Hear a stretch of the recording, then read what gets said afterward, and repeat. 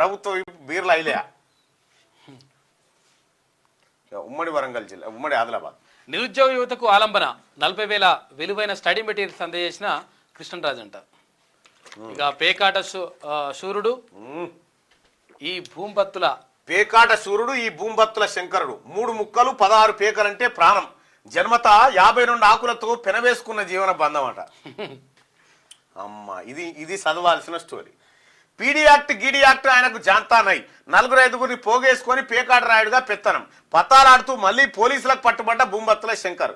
ఇందుగలడు అందులేడనే సందేహం వలదు అన్న పరమాత్ముడి నానుల్లా వేంపల్లి కొంపెల్లి ఏమిటి అస్నద అవడం అన్ని మా పేకాట స్థావరాలేనట అంటూ కొత్త భాషను చెప్తున్నాడు భూంబత్తుల శంకర్.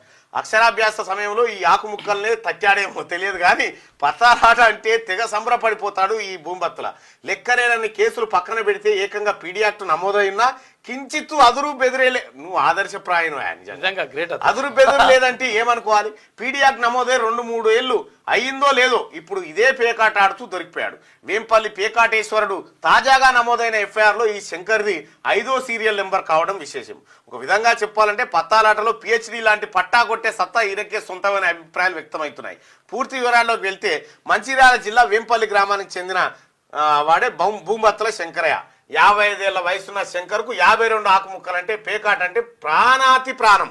తాజాగా చెన్నూరు మండలం అస్నాద గ్రామంలో రామగుండం పోలీస్ కమిషనర్ శ్రీనివాసుల ఆదేశాల మేరకు జరిగిన రైడ్లో ఎన్ఫోర్స్మెంట్ బృందానికి ఈ శంకర్ అండ్ కో పేకాట ముఠా దొరికిపోయింది. మొత్తం 14,48,000 సహా 10 సెల్ ఫోన్లను పోలీసులు స్వాధీనం చేసుకోవడం గమనార్హం. ఉమ్మడి ఆదిలాబాద్ జిల్లాలోనే ఇంత భారీ మొత్తం స్వాధీనం చేసుకున్న పేకాట ఘటనగా కూడా దీన్ని చెప్పుకోవచ్చు.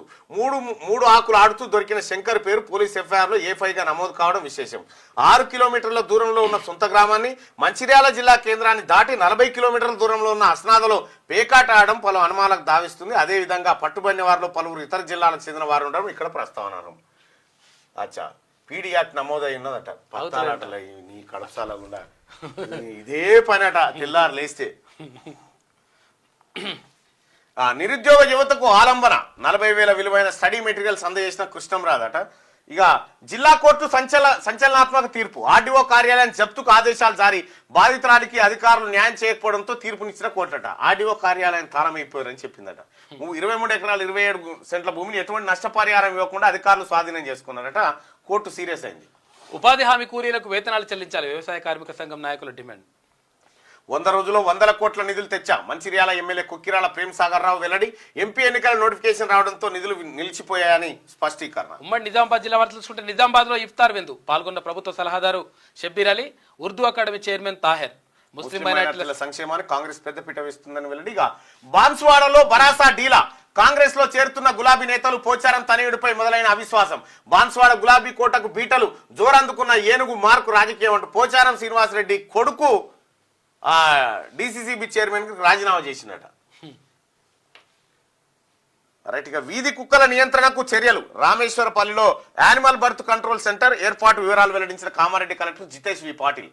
ఇక కవి కార్చే హృదయ కన్నీటి బొట్లే కవిత్వం. తెలంగాణ రచయితల వేదిక జిల్లా అధ్యక్షుడు గఫూర్ శిక్షక్. ప్రపంచ కవిత్వ దినోత్సవ సందర్భంగా కరపత్రాల ఆవిష్కరణ ఎప్పుడుంది? మార్చి 21. ఇక 29 క్వింటాల్ల రేషన్ బియ్యం పట్టువేత కామారెడ్డి జిల్లాలో. రైట్. ఇక కరీంనగర్ కి సంబంధించి వార్తలు చూస్తే మానే